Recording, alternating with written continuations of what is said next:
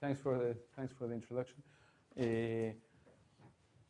I would like to talk about models.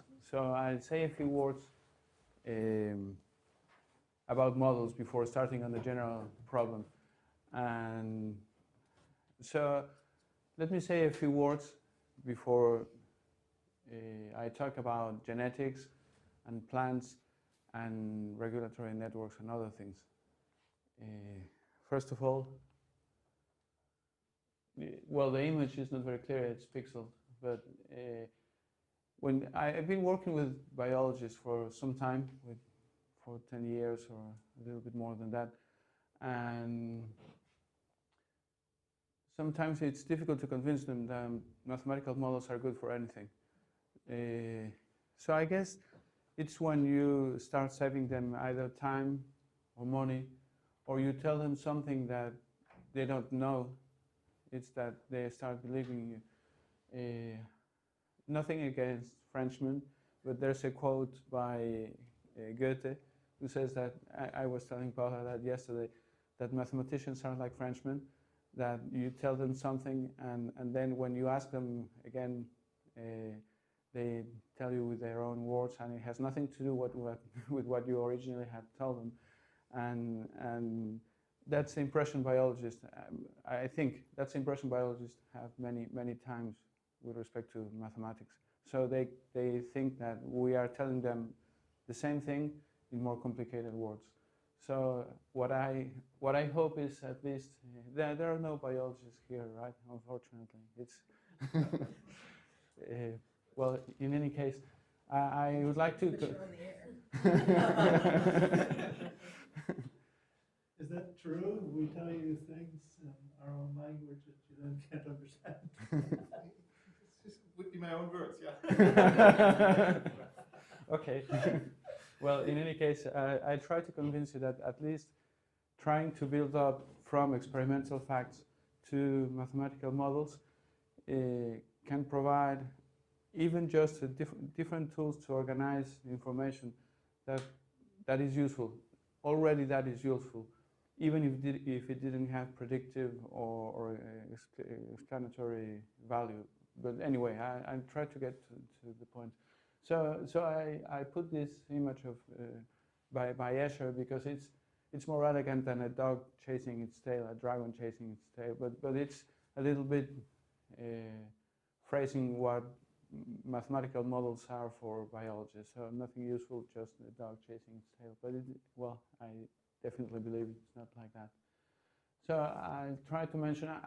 I will only talk about one of three things that I have in these slides, and these are main collaborators at the University of Mexico, most of them at the Ecology Institute, although they work in the lab for plant genetics. So let me put a basic question. This is really a basic question. Why are flowers made the way they are? So I'll be more specific about it, about what I mean by the same structure. But this is just a silly cartoon. He loves me not, he loves me, who cares?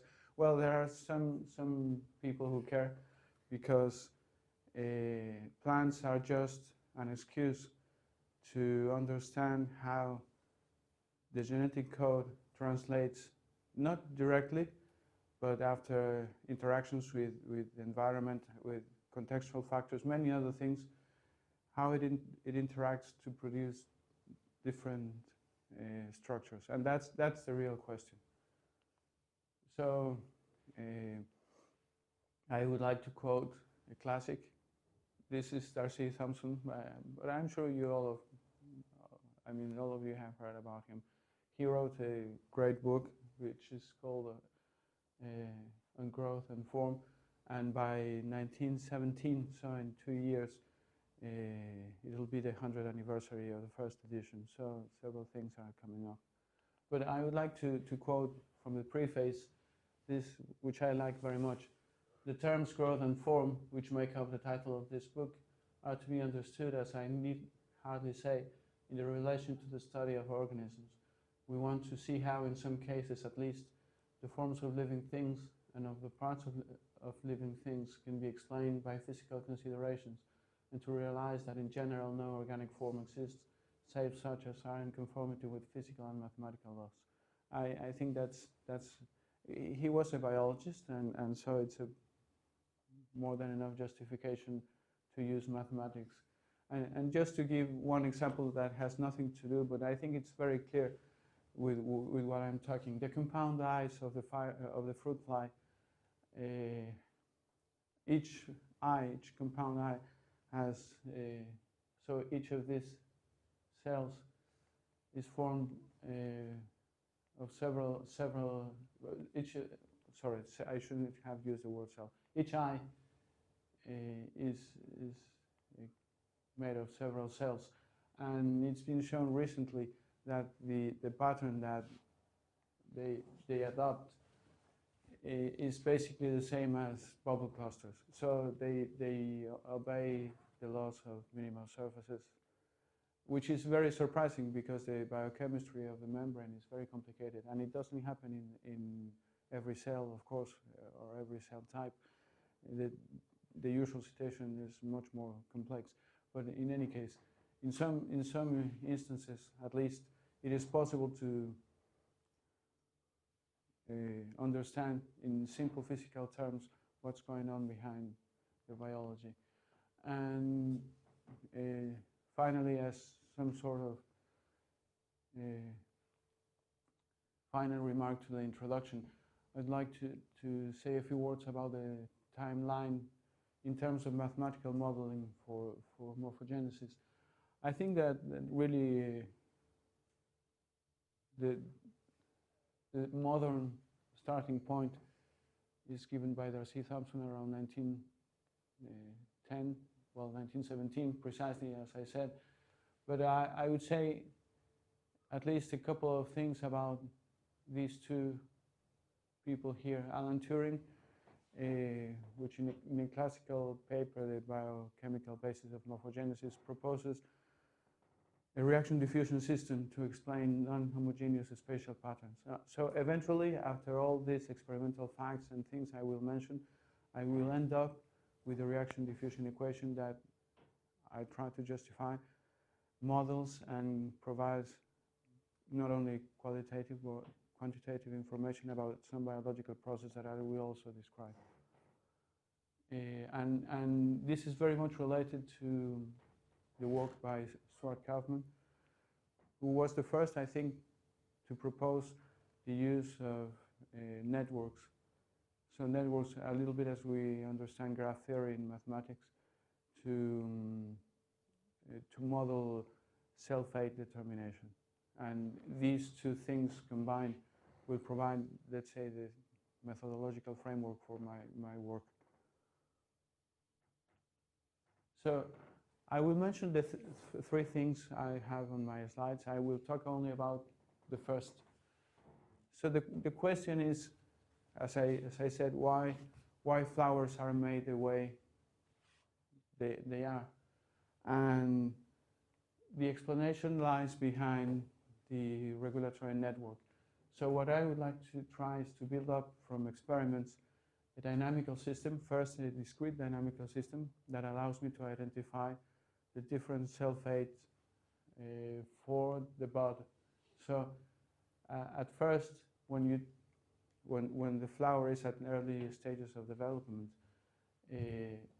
one might be tempted to say that all cells are pretty much the same, and one makes the decision of becoming a stamen cell or a petal cell or a carpel cell or so on. So how is this decision taken? That's what I would like to understand, or at least to model. And the answer will be given by a genetic regulatory network, which will give rise to a dynamical system. So that's what I would like to explain in detail. About the other two, I will speak very briefly just as part of the introduction. We are also interested in understanding how similar networks, similar genetic networks. You might have, for instance, in the leaf or in the root, cells which have very similar genetic networks. Nevertheless, they give rise to different structures. You have hair on the leaf, and these structures that are different in the root, but the genetic network is the same. So we would like to understand how the context affects the fact that two regulatory networks that are in principle the same give rise to different structures, and that depends on the context. And depends on the context, and surprisingly enough, from the mathematical perspective, it ends up depending on boundary conditions. But anyway, I won't talk much about that. And finally, we've been working with morphogenetic models. This is more mathematically oriented. Turing models, so reaction diffusion equations that give rise to different patterns, but on growing domains and non-flat domains. You probably think this is a circle, but this is not a circle. This is a cone seen from above, and this is not the same cone. So this diagram has to be read from left to right and from top to bottom, and each step represents a bigger cone. So we are rescaling the cone so that it fits on the screen. But this cone is growing, and so you have different pattern formation processes going on that are completely different if you take a planar domain or a static domain. And it's a very, very interesting subject, I believe, not only mathematically, in terms of bifurcation diagrams, in terms of dynamics, many interesting mathematical phenomena appear, but from the biological perspective, it is very relevant because patterns that are otherwise unstable become stable once you introduce growth, which is amazing. It seems that nature uses growth to stabilize some patterns. But let me start with what I really want to talk about, and I already consumed 15 minutes of my time, so I've said nothing, okay? Let me start. For biologists, what I really would like to emphasize is that we want to keep the connection with experiments. Our work is very much grounded on experiments, and we would like to have something relevant to say, some feedback for experimental design. So we start with experiments. Then we construct a discrete model, which means a discrete dynamical system. And to tell you things in advance, we construct a dynamical system and we explore all possible initial conditions. And we end up with only a few equilibrium points, and the equilibrium points will represent the cell types. So from all other possible initial configurations, you are able to identify all cell types, and we contrast with experiments. Once we have that model, we can make mutations, mathematical mutations, so we don't have to perform the experiment. So it has predictive value. We can say exactly what's going to happen if you change this or that in the genetic regulatory network. And we've contrasted that with experiments, and I'll tell you a little bit about that. But as people trained in PDEs, one would like to see Turing models here. No, I mean, not only because of that, but also because we think that passing to continuous type models really allows for other kind of understanding, other kind of analysis. So we incorporate noise and make the model continuous and end up with a stochastic differential equation, which will give rise to a Fokker-Planck equation. And the Fokker-Planck equation can be identified or related to a reaction diffusion equation. And in principle, it is able to explain some spatiotemporal dynamics of flower formation. So this is the program, and I will start by giving some details about the construction of the genetic regulatory network. And for this process, floral organ determination, I think the title is, the name is self-explanatory, in Arabidopsis thaliana, which is for those of you who are not familiar with botanics, the Arabidopsis thaliana is the fruit fly of the botanist. So it has many advantages. First of all, the genome has been sequenced, there's lots of information, and contrary to animals, there are not too many societies that complain about doing experiments with with plants. Although there are, I said something like this in a talk, and then at the end, a Swiss botanist explained to me that there was already a society for plants, and I mean, which is great. But anyway, I think it's easier in any case. So before I lose you all in the explanations,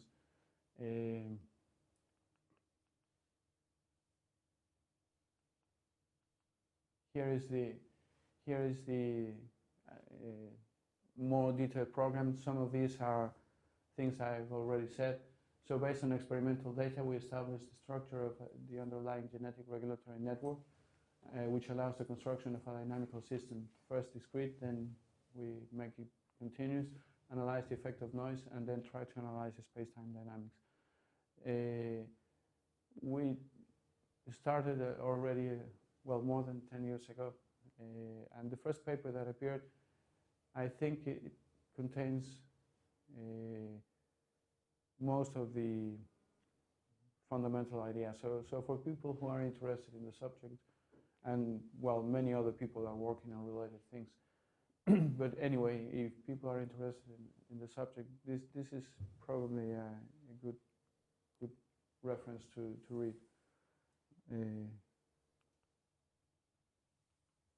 So for me, a genetic regulatory network will be given by genes, which eventually I will identify with nodes in a graph, and by interactions, which I will identify with edges of the graph. So it's an oversimplification of the notion of genetic regulatory network. There are lots of things going on there in detail. So of course the state of activation of a gene is not the same as the concentration of the associated protein. There are many genes that do not synthesize proteins but are regulatory in some other sense. I will to some extent oversimplify that, and we'll look at genetic regulatory networks as this. So so the genes will be the nodes, the interactions will be the edges. This is a schematic representation, for instance, of what could be an activator-inhibitor network. So you have an activator which activates itself, and that's the arrow that points to itself. The activator promotes the action of the inhibitor, and the inhibitor in turn inhibits the activator. So, but you need a more precise language to describe these things. So we do this by truth tables.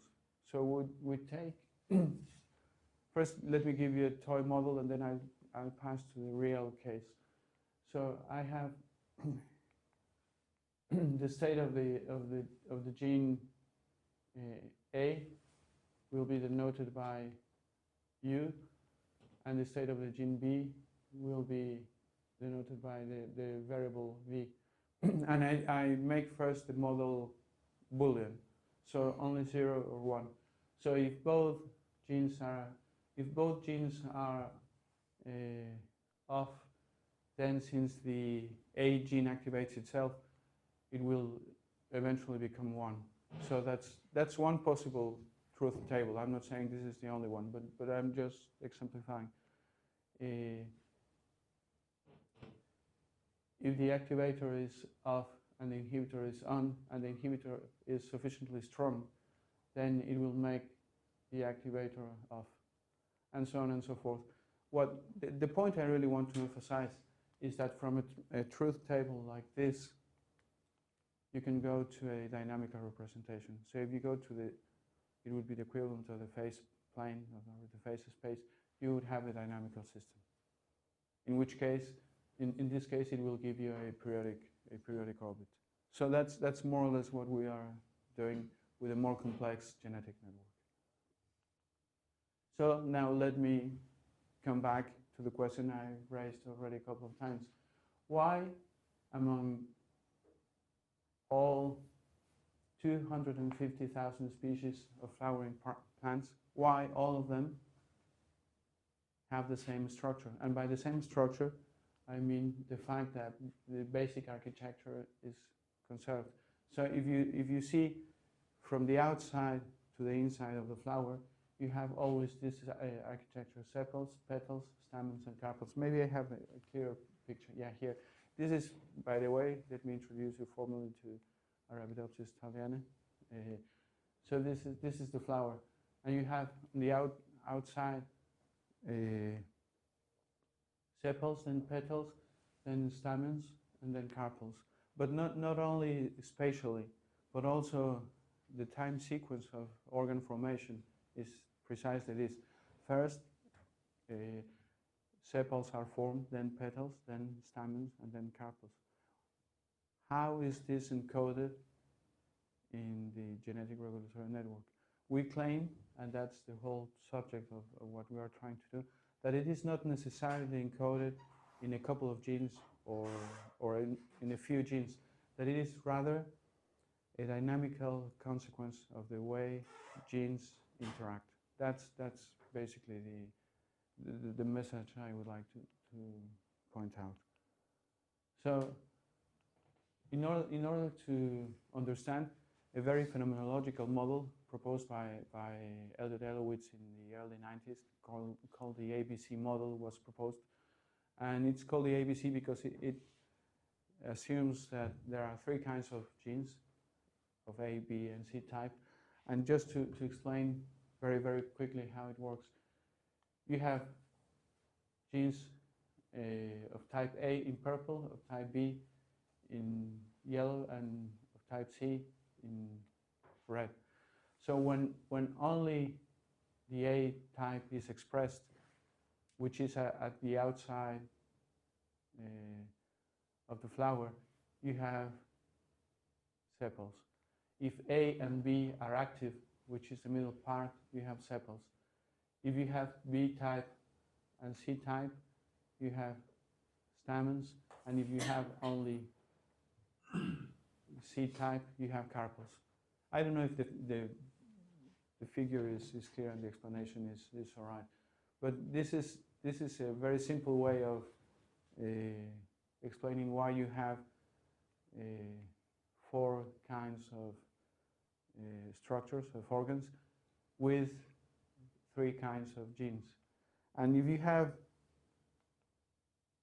a model like this, you can perform experiments and say, well, what happens if you turn off the B genes?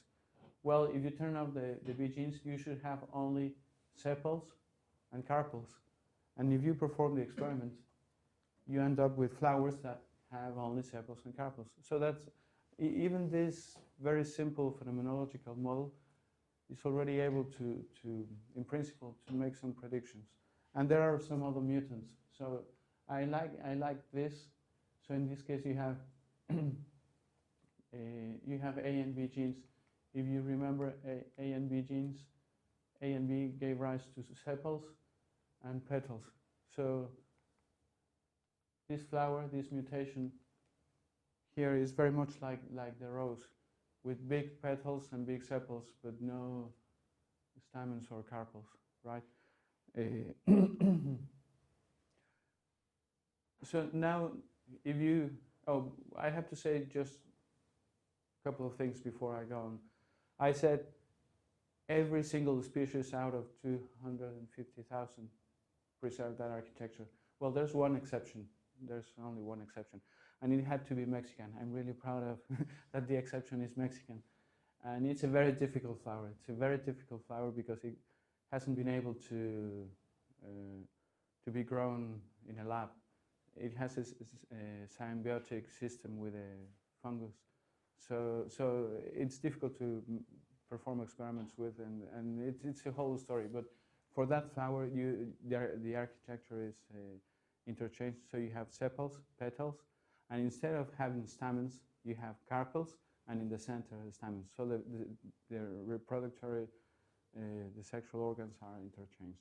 And we think we have an explanation for that. But What is that flower? sorry? What is that flower? It is called Lacandonia schismatica. Lacandonia because it is, the rainforest in Mexico is called the Lacandonian rainforest, the Selva lacandona. And schismatica is the same root as schism. So, ask a biologist. No, I don't know. I don't know. I will be lying if I pretend to know more details about the. But I have a picture if you want. Not in this transparency. It's. Well, in any case, let me try to explain how you can obtain a dynamical system out of truth tables from genetic regulatory networks obtained from experimental data. So I guess I already did with this toy model, but what I really would like to emphasize is the fact that in several cases you can start then with different initial conditions and follow the evolution of the system for some time. But if eventually you reach the same state, or you stay from one step to the other in the same state, you've reached a fixed point. And Kaufman's proposals was to identify fixed points of these kinds of dynamical system as cell types. So in other words, if I propose a dynamical system model and identify the possible equilibria, then I would say that each equilibria corresponds to what should be an observable set of gene activation profiles in the real species. So in other words, if our model has some value, it has to coincide in terms of equilibrium points with the number of cell types that are present either in wild type organisms or in mutants. So stable points or fixed points correspond to cell types, and as I said, this goes back to Kaufman. So let me become more, at least a little bit more mathematical. So the framework we are suggesting for this is to have a regulatory network of capital N genes, and small n will be the iteration or the time variable. So what we are after is really to look for the evolution law. So based on experimental facts, we would like to say how the genetic profile is updated. And just to be complete, we don't, at least at the beginning, we use not a strictly Boolean network because genes could be not expressed, which is 0, expressed, or overexpressed. And it turned out to be useful for recovering some patterns that appear in reality, to consider 3 states, not 2. So let me give you now, before talking a little bit about the experiments, a real example. So I have a regulatory network that has 3 genes. The first column, well, rather, the last column is the gene I'm studying. So this corresponds to gene C. and it depends only on gene Y. And the truth table tells you if gene Y is off, then in the next step, the gene Z will be on and the other way around. And for instance, this is for gene Y, which depends on 2 inputs. So if it's the case that both inputs are 0, then the next step is 1, and so on and so forth. So let me just follow a trajectory. I'll follow the first one. For instance, I start with the initial condition 0, 0, 0. I analyze the case for X. Since I go to the truth table for X, which is this one, it only depends on Y, and Y originally starts with 0. So in the next step, X is 0, and so on. So what I'm saying is that in a natural way, experimental facts provides me the evolution law for the genetic regulatory network and for the dynamical system. And if you do the exercise of using the truth tables, you'll see that at this step, you end up with an equilibrium point. At this point, you would say that the cell would have chosen its cell fate, and the cell type is determined because it remains there. So now let me go to the real example. From experimental facts,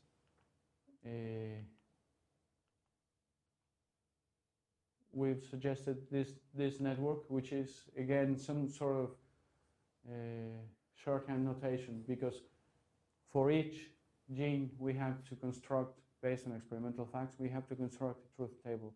But let me say a few words.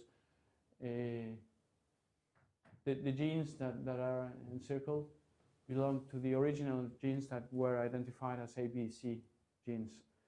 For reasons that I really have no time to explain, or if someone wants to know the details, I can tell you a little bit more about. But it was clear that these 3 kinds of genes were not enough to explain many things going on in the plant, that many other genes were involved in the process. And all of these are these genes. So what we suggest or summarize here is the interaction among all of them. You will notice that there are at least 3 dotted lines. So this one here, and this one here, and also this one here, but these are more or less equivalent. So these are interactions that were not reported in the literature when we proposed the model, but that were reasonable. Reasonable in what sense? Reasonable in the sense that if we included them and included also some reasonable truth table for corresponding interactions, we ended up with a set of 10 equilibrium points. So 10 attractors or 10 cell types, which correspond exactly to the cell types that are observed. So I put the picture exactly on the names of the flower organs, but this corresponds to sepals, petals, stamens, and carpels. And you have all of these, which correspond to other states that were observed in experiments. Those were some of the facts that couldn't possibly be explained just with a simple ABC model, for which you need other cells involved in the network. So other cell types were involved, as much as 10. So if you include the dashed line interactions, you recover 10 and only 10 attractors, which belong or correspond to the observed attractors in wild-type flowers. And that's why we are convinced that if this network is not the ultimate network, it's very close. I mean, it recovers already experimental facts. And of course, you can perform the same kind of experiments with mutants that you could with the ABC model, but for all new cell types that are observed. And many of them have been performed, and so far all of them have been verified. So if I go back to the dashed interactions, two of them, when we submitted the paper, the referee told us, well, you know, this has been performed, so this is true, what you are saying is true, and there's already a reference for the experiment. The other was being carried out in the meantime, and by the time the paper was published, it was verified. And this one, well, motivated by the paper, it was actually performed and it was verified. So, and this, for me at least, the interesting thing or the surprising thing is that if you take out any of these, then you end up with 15 attractors, 12 attractors, or 12 equilibrium points, or even periodic solutions, which is related to another fascinating subject, which is biological clocks based on genetic networks. But I won't be talking about that this time. AP2 doesn't seem to have any control, does it? AP2. AP2 on the right. I mean, it influences other things, but nothing influences it.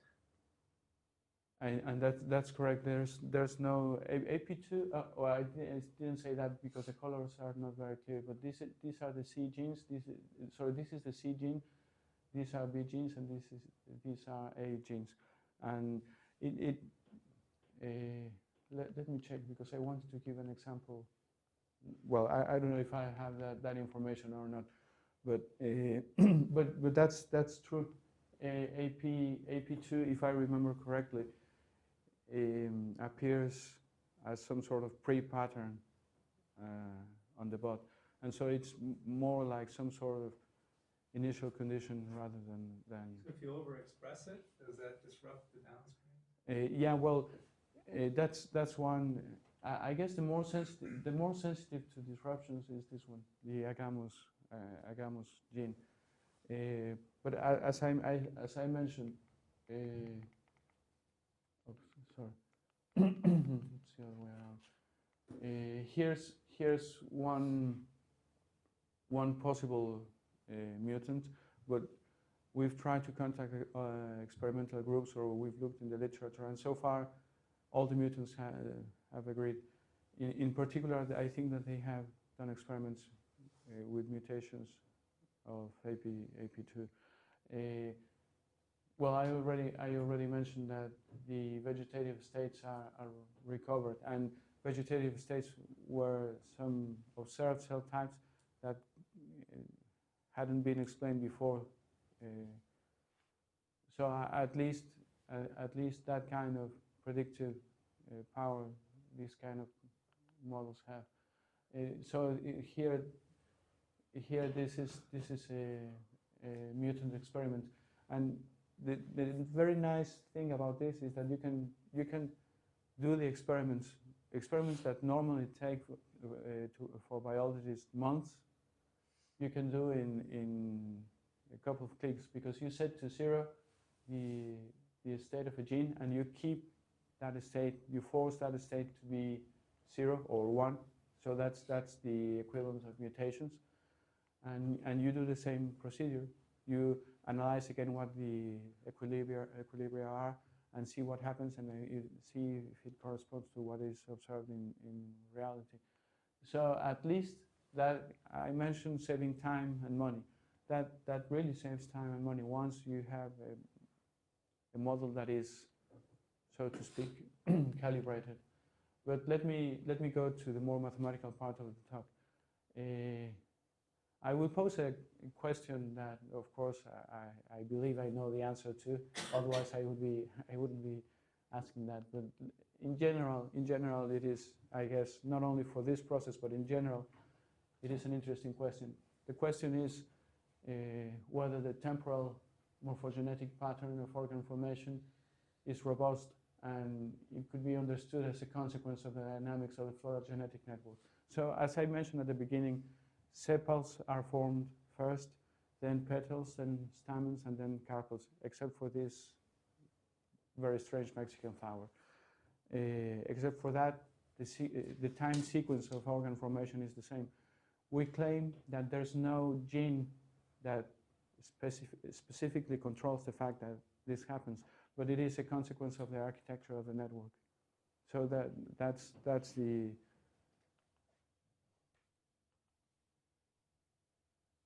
that's the basic point. And let me try to see how we do this. These are in our model. We can do this in our dynamical system. So far, I hope I convinced you that we can construct a discrete dynamical system based on experimental facts. So now we can do experiments with the dynamical system. And what you are, from now on, I will concentrate on the equilibrium that correspond only to flower organs. So I will forget about the vegetative states. And then, if that's the case, you have 4 equilibrium points. The green will denote sepals.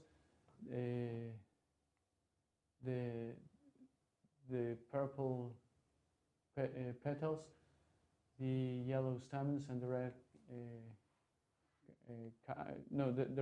the red sepals and the purple carpels.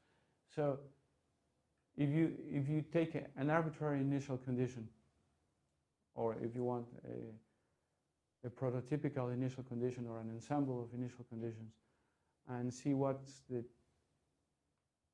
most likely behavior, so to which equilibrium it will tend for a large number of iterations, you can do graphs like this. So what these are, or what these things tell you, are the speed at which initial conditions are visiting or are tending to equilibrium. So, for instance, the fact that the green line is very high at the beginning means that if I choose randomly an initial condition, it is more likely that it will visit the sepal attractor or the sepal equilibrium point first, or before any other. And the second graph, which is, or the second biggest, is the one corresponding to petals. So what we claim is that the second likely basin of attraction to be visited is the one corresponding to petals. So in other words, in terms of probability at least, these graphs induce a time sequence. And we claim that that's precisely what's going on in the flower. Moreover, you can perturb this with noise. So you can construct a stochastic dynamical system and see what the effect on phenotypes produces noise. And some things can be constructed with experiments. I would just like to mention the fact that in some of these, one color is lost. So you don't have petals. So you would have what we call noise-induced mutations. So mutations that are not induced by intrinsic factors. So it would be more like what people would call an epigenetic mutation. So a mutation induced, in this case, by noise. And this is consistent with the fact, and you'll see, that the basin of attraction of petals is the smallest one among the 4 which I'm considering here. So if you induce a relatively large amount of noise, you prevent that attractor from being visited. That's more or less. So you induce a change in phenotype, not by inducing mutations in the genetic code, which I believe is an interesting idea. But how do you put in the noise? I mean, are you making your Boolean functions probabilistic? Yeah, exactly. I won't talk about the Boolean case. I will go to stochastic ODE. That's what I have in this transparency, but the idea is the same. So in a more mathematical venue, let me summarize what I've done so far. So what I've done so far is I have a discrete dynamical system.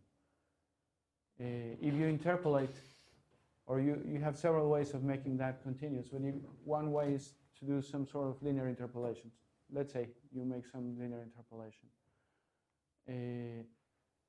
And then you end up with a vector field. And if you have a vector field, you have an ODE. And if you have an ODE, you can always perturb it with Gaussian noise and take the resulting as a stochastic model. So you have now a perfectly well-defined dynamics for this process. And moreover, if you associate the transition probability, so the probability that the state be in a particular, the system be at a particular state at a certain time, and you call that U, you have a Fokker-Planck type equation for that. And you can then say a few words about the dynamics using the Fokker-Planck equation. So what I'm going to oversimplify is the process by means of which, with the exhaustive study of all possible initial conditions, so basically the knowledge of the basins of attractions for each point, we construct some sort of potential. So you end up with a potential function which has, in this case, 4 wells. The picture is not very good, but maybe you can see that you have one well here, another here, and another here. So this works. You have already 4 equilibria corresponding to each flower organ. You might associate some size for the basin of attraction, and with that construct a well whose depth and form depends precisely on the size. This is an oversimplification, but that allows you to, using principal component analysis or singular value decomposition, I mean the way you want to call it, to project the dynamical system, which originally was a 15-dimensional dynamical system, 15-dimensional because I had 15 genes in my network, to a 2-dimensional system. So it's a way, by using singular value decomposition, to project the dynamics of the system in 15 dimensions to in the best possible way, according to singular value decomposition, in a 2-dimensional plane. And this is done in two ways: by assuming that the dynamics is given by some sort of potential, and also by assuming that the size of the well is related to the size of the basin of attraction corresponding to that equilibrium. One thing, and just before trying to start summarizing things, a usual criticism to Turing models, to reaction diffusion models in morphogenesis, is that they cannot be identified, which is not true anymore, because at least in some simple systems, morphogens have already been identified. But in complex systems, that's not the case. And our claim is that they haven't been identified because there are no specific morphogens that account for Turing dynamics, but rather linear combinations, or it is the composite action of several morphogens, several proteins that account for an effective morphogen. And what this procedure I mentioned does, it gives you the principal components, and the principal components are linear combinations of concentrations for proteins associated to genes. So what we claim, in other words, what we claim is that Turing morphogens are given by linear combinations of, so to speak, genes or associated proteins, rather than single genes. But anyway, if you perform this reduction, solve the Fokker-Planck equation, and start with biologically sensible initial conditions, which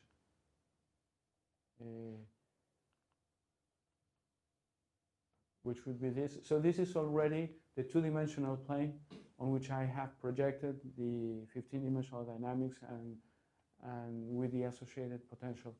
So if you start solving the Fokker-Planck equation, you start with a probability distribution, right? This is the initial probability distribution that is centered, so the maximum is peaked around a point which has biological meaning, and you follow the dynamics of the probability distribution, and what you end up with is a distribution that peaks sequentially on points that correspond first to the sepal points, then to petals, then to stamens, and then to carpels. So what we are saying is that the time sequence of organ formation is encoded in this reduction or two-dimensional reduction. And of course, the next step is, well, I mean, there are implications for, from the size of the attractors, and these, I already mentioned one concerning morphogenes and Turing models, but there are consequences related to evolutionary robustness and modularity, which I won't talk about, but I think from the biological perspective are very interesting. But the question is, can we use this? Was in principle a model for a regulatory network of a single cell. So the question is, can we understand space-time dynamics using a similar model? So what we can do is take the vector field or the interpolation or the potential, if you want, as the reaction term to build a reaction diffusion model for. But let me try to summarize, at least up to this point, what we claim we've done. We've claimed, well, by this time it is not novel anymore, but anyway, a different approach that extends a discrete model grounded on experimental data to a continuous random model, which enables to link the dynamics of cell fate genetic network to temporal sequence of organ cell fate determination. And what is interesting, I mean, of course we are interested in flowers, but we are interested in cancer, we are interested in other kinds of diseases or other developmental processes. So this is just a model. Conceptually, the methodological framework could be applied and extended to pretty much any process in developmental biology. That's the interesting thing we believe is useful. This approach can be useful for analysis of other networks in developmental biology and beyond. And the dynamical gene network models let us organize genetic interaction in mechanistic explanations for specific developmental processes that can be tested in silico and then in vivo, and aid at detecting holes in experimental data. So this is before the reaction diffusion systems. So I will be very sketchy about this part. This is work we are completing. As a friend of mine says, this is already in the process of rejection. So it's been submitted. So as I said, you have a two-dimensional reduction, and therefore you have a vector field, or if you want, you have two functions that are the kinetics, or represent, so to speak, the kinetics of the underlying genetic network. So we can use that vector field as a basis for a reaction diffusion system, and try now to solve the system for a special domain, which will be a circular domain representing the flower. And now we can ask, if we have sensible initial conditions, can we reproduce the space-time dynamics of organ formation on a real flower? And the answer, this is not a pretty picture, but you have to think of the parameter along this curve as being the radius from the outside part of the flower to the center. So what this thing is telling you is, if you take not time but distance from the outside to the center, the first attractor you visit is sepals, then petals, then stamens, and then carpels. So this will explain the space, the structure, not the time sequence, but the space structure. So in other words, if you, I think, no, I don't have that graph here. I didn't include it. But if you draw the flower, which is consistent with this solution, then you will recover especially the structure of the flower. And now we have, I guess, a case to argue that for this only exception, the Lacandonia schematica, in which the order of the flower whorls is inverted, is due to the fact that when you make this process, the geometry, the disposition of the attractors changes in such a way that you visit. If you see, this is very, very sort of convoluted. You end up visiting or passing first or close to the stamen attractor, but after entering the domain of attraction of carpels. So small changes in the architecture of the network will probably change this. So what this is giving, to some extent at least, is a reasonable basis to conjecture that if there's a change in the space structure of the flower, it will be precisely in the stamens and carpels. But to really conclude what we are proposing, we have to perform exactly the same process of make a genetic regulatory network for this plant, do the dynamic analysis, and see that in fact that's the case. But I mean, my time is over. So just to conclude with a few remarks, I believe that the fact that you can build up this model from really, really very simple experimental facts allows the connection between theory and prediction and experiments not to be broken in such a way that you can either suggest interesting experiments, and we've done that, as I mentioned during the talk. We've suggested a few experiments that have been useful. So it is useful in order to organize, predict, and understand, as models should be, from my perspective. But I already said this once, and with this I'll finish. We believe that the whole methodological framework is useful for other things. So in principle, understanding a developmental process by understanding experimental facts related to the underlying genetic network, constructing the associated dynamics, and put it to the test is something that could be useful in many cases. And we are doing that, or we've done that in other contexts with plants and less with animals, as I said, basically because the group I work with is a group of botanists. But it could be applied to many other situations. And I guess it's noon, so thanks very much for your attention. Further questions?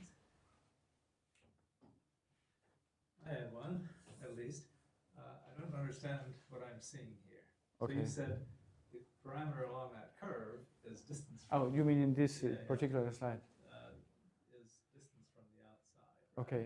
But there's also a time sequence involved here somehow, right? And how do these two relate? Let me tell you, because in principle, if we solve the original parabolic system, there will be a time involved. But we look for stationary solutions and for radially symmetric solutions. So this does not contain time anymore. And maybe I was not very clear. So what you measure as you go along the curve is distance from the outside. So there's no, in that respect, time is already forgotten. So as the plant grows, you get only this one type of cell at first, and then when it gets to a certain stage, you have the next type, and then the next type, and the next type, or how does...